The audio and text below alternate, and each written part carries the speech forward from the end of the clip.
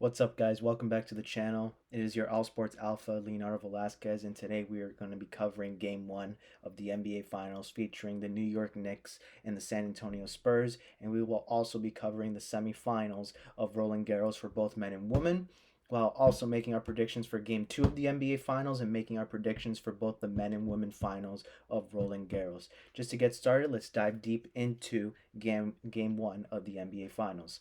Game 1 saw the New York Knicks take down the San Antonio Spurs at San Antonio 105 to 95, which was a tremendous performance from Jalen Brunson, who really started to get hot in the fourth quarter. He ended up scoring 30 points, which is what helped New York Knicks secure the victory. And overall, this was a comeback win most of the game for the Knicks. They were, facing a deficit, and then towards the end of the third quarter, that's when they began chipping away. Next thing you know, Jalen Brunson just became very efficient, driving into the paint, scoring buckets. Next thing you know, that's what you saw, the Knicks pull away with the win. And I think one of the things that really caught me by surprise too in this game was how the Knicks were able to really score in the paint even when Wemby was on the floor. They really pressed it. They really, increased their tempo. And I think that's what really made a difference. It wasn't just the 3-point shooting, it was the physicality. They were able to go toe to toe with the physicality of Wembenyama. And that is going to be remain to be seen if they can continue that type of style in game 2 tonight.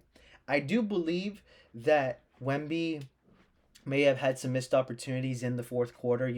One of the key turning points in the last few minutes was that turnover. And I think going forward, they're going to have to really increase, their, high percentage shots. They need to take better care of the basketball, less turnovers for sure if they really want to keep the game close in those tight situations in the fourth quarter. Overall, very good execution late game by the Knicks, and I think it seems like that rest really helped them. They did not look really tired or rusty. Obviously, they wouldn't be tired. They weren't rusty coming out in the first half. They looked like they were able to go toe to toe, and they did lead the Spurs early on, but then that lead really vanished, and then it saw the Spurs take like a 13-point lead at one point. So overall, I think this was a very good, evenly matched basketball game. And going into game 2, I would say I can definitely see that the Spurs will make adjustments. I have them winning game 2. And I did say they were going to win game 1. Obviously, they didn't win, so I think they'll get that bounce back spot here in game 2. And it's definitely a must-win game for them. Going down 2-0 in the NBA Finals is something you don't want to see happen if you're the Spurs. So I'll say that they will bounce back here tonight. They'll definitely take better care of the basketball. They'll be better at executing in close game scenarios. And hopefully Wemby will have a better game if the Spurs want to get the win, because I think he, slipped up just a little bit in the fourth quarter. It's not just him, but the Spurs in general. They were starting to take, a lot of threes, and even when they were getting second chance points, it just seems like they didn't know how to handle what kind of shots they should take. So I think they'll take better care of the basketball tonight, and I see them pulling away with the win to tie the series at 1-1, especially in an important game heading back to New York for game 3. So that's overall what I have to say for now about the NBA Finals. Game 2 will start in about 2 hours. It is currently 6:38 Eastern Time. Tip off is scheduled for 8:30 p.m. Eastern Time, so should be a great one. And now we move on to Roland Garros. Roland Garros saw some great matchups. The semifinals for the women. We saw Kawalinska defeating Diana Schneider in the second semifinals of the women's side, and then Mira Andreeva was able to pull away with the win against Marta Kostyuk in less than an hour in a amazing performance. No, the match was about an hour and 13 minutes, hour and 16 minutes around there. And I would say that Andreeva is the clear favorite. She's playing with a lot of confidence. She has had a great clay court season.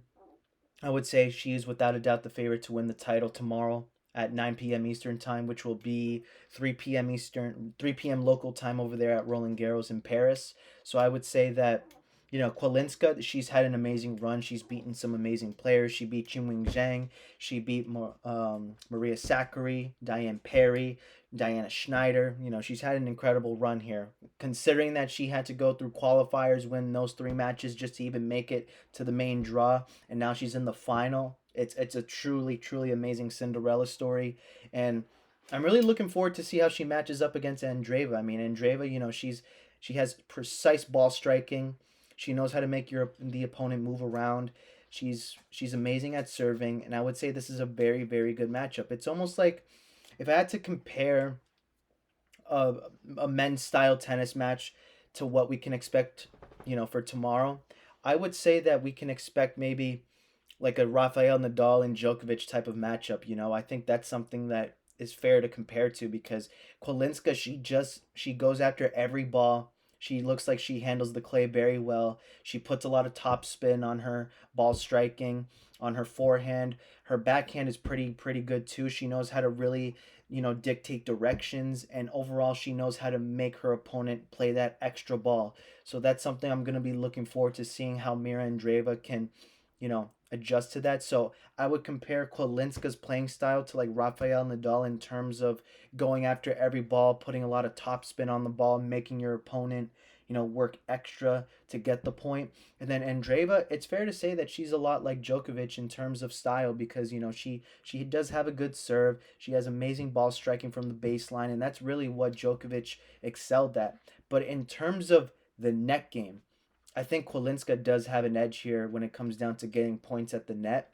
Something I'm going to be looking forward to seeing how she can maybe steal some points. Sometimes she likes to, you know, get to the net and then hit the ball, chip it over her opponent, and then make it difficult for the opponent to really have a chance to win the point. So it's going to be a fun matchup. Two young stars in the tennis world. Kolinska's 24 years old. Andreeva's only 19, and we are guaranteed a first-time Grand Slam champion in the draw for the women and also for the men. But in the meantime, my prediction for the women's final tomorrow is I have Mira Andreeva in two sets.